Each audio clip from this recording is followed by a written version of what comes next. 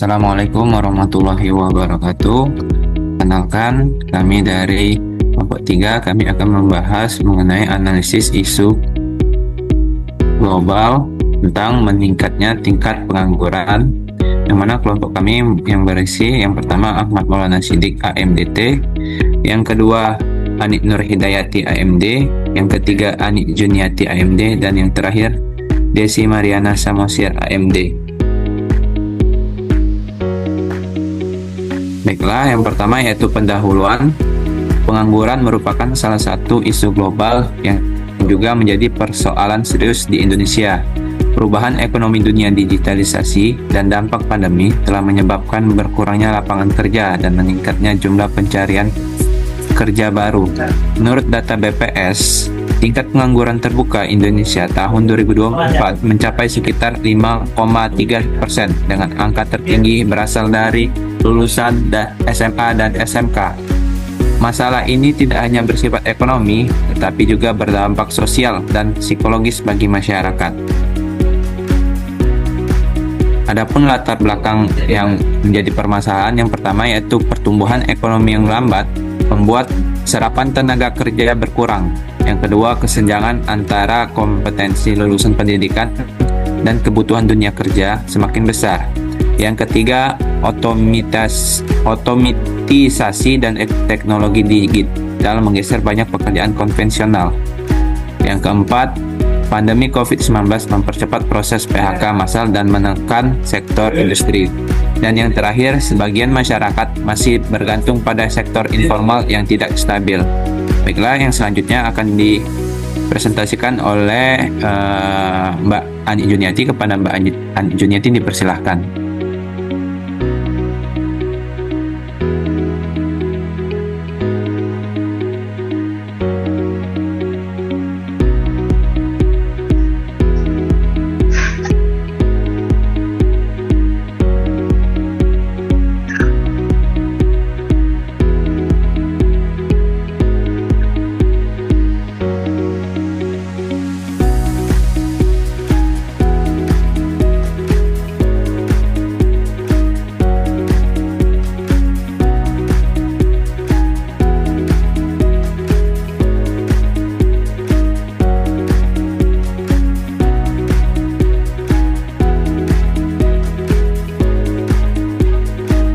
Data dan fakta terkini tahun 2025. Yang pertama, tingkat pengangguran terbuka masih sekitar 5-6% dari data BPS tahun 2025. Yang kedua, pekerja muda paling terdampak, terutama lulusan SMA maupun SMK. Dan yang ketiga, banyak tenaga kerja beralih ke sektor informal.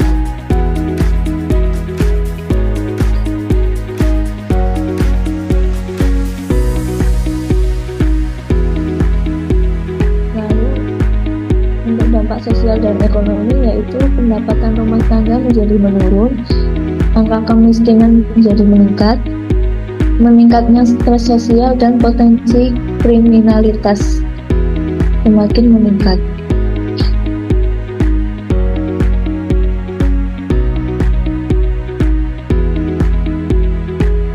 Faktor yang menyebabkan banyaknya orang menganggur yang disebabkan beberapa hal, di antaranya sebagai berikut. Yang pertama, jumlah tenaga kerja tidak seimbang dengan jumlah lapangan kerja yang tersedia. Yang kedua, di era industri ini justru membuat perusahaan lebih memilih mempekerjakan robot atau mesin dibandingkan dengan manusia, dikarenakan robot atau mesin lebih efisien. Yang ketiga, di era industri ini, peningkatan kemampuan sumber daya manusia harus ditingkatkan dengan dibekali sertifikasi keahlian. Yang keempat, peningkatan kualitas pendidikan yang masih berkurang. Yang kelima, angka kemiskinan masih tinggi. Yang keenam, terjadinya pemberhentian secara massal atau PHK. Yang ketujuh, lokasi kerja yang jauh dari tempat tinggal. Yang kedelapan, lapangan pekerjaan yang sulit didapat. Dan yang terakhir, ekspektasi dari calon pekerja yang terlalu tinggi.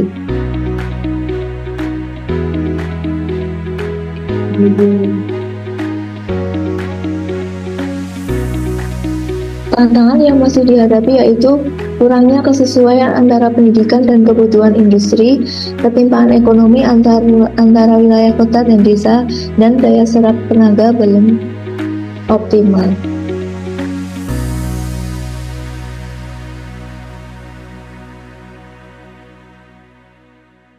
Adapun isu meningkatnya pengangguran, itu ada poin A-nya 4, B-nya 5, K-nya 4, L-nya 5, dan nilainya 18.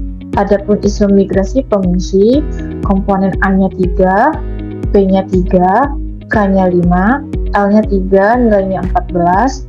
Dan adapun isu hilangnya keanekaragaman hayati, komponen A-nya 5, komponen B-nya 4, komponen K-nya 3, komponen L-nya 4, yang dimana nilainya 16. Maka kesimpulannya dari ketiga isu tersebut, poin yang paling tinggi itu meningkatnya pengangguran.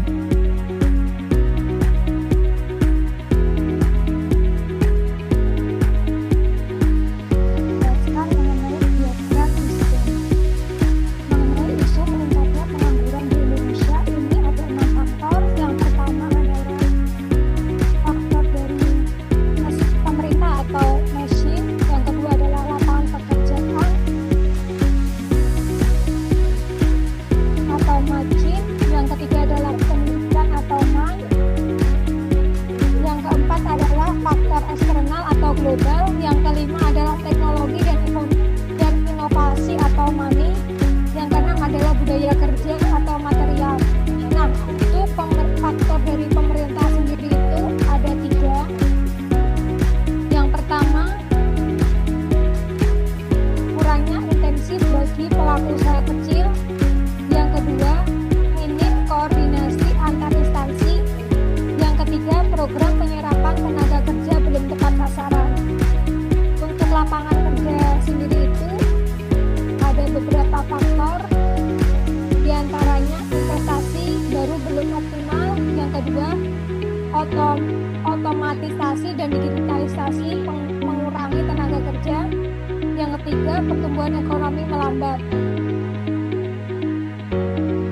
Untuk pendidikan sendiri ada beberapa faktor yang mempengaruhi. Yang pertama, lulusan tidak sesuai kebutuhan. Yang kedua, kurangnya pelatihan vokasi. Yang ketiga, kualitas pendidikan tidak merata. Untuk faktor yang keempat, eksternal atau global, itu terdiri dari krisis ekonomi global, kompetensi tenaga kerja asing. Yang ketiga, pandemi dan juga dampak geopolitik. Untuk faktor yang kelima, teknologi dan juga inovasi atau money, itu terdiri dari kesenjangan digital di daerah, UMKM belum go digital. Yang ketiga, kurang pelatihan teknologi baru. Untuk faktor yang keenam atau budaya kerja, material, rendahnya etos kerja dan juga kedisiplinan. Yang kedua, ketergantungan pada kerja formal. Yang ketiga, kurang minat terhadap bidang keterampilan teknis. Upaya dan juga solusi dari meningkatnya isu pengangguran. Yang pertama, untuk pemerintah meningkatkan program pelatihan kerja atau BLK di berbagai daerah agar sesuai kebutuhan industri lokal. Yang kedua, membangun pusat data tenaga kerja nasional untuk menghubungkan pencari kerja dan juga perusahaan atau job mapping digital. Yang ketiga, memberikan insentif pajak dan juga pengerjaan izin bagi perusahaan yang menyerap banyak tenaga kerja baru. Yang keempat, mendorong investasi di sektor padat karya seperti manufaktur, pertanian, dan juga perikanan.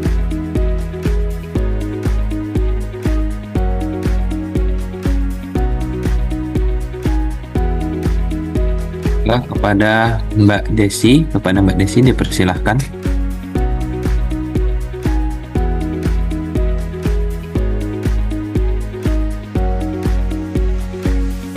Upaya dan solusi untuk masyarakat meningkatkan kemampuan diri atau upskilling dan reskilling melalui pelatihan daring dan kursus.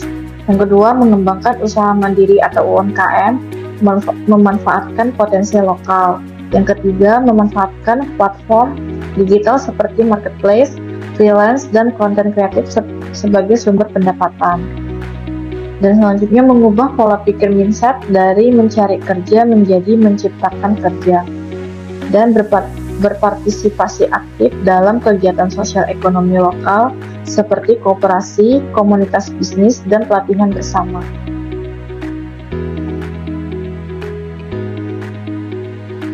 Kesimpulannya, isu meningkatnya pengangguran di Indonesia merupakan tantangan besar yang bersifat global dan multidimensi. Masalah ini membutuhkan pendekatan kolaboratif antara pemerintahan, dunia pendidikan, dan sektor swasta.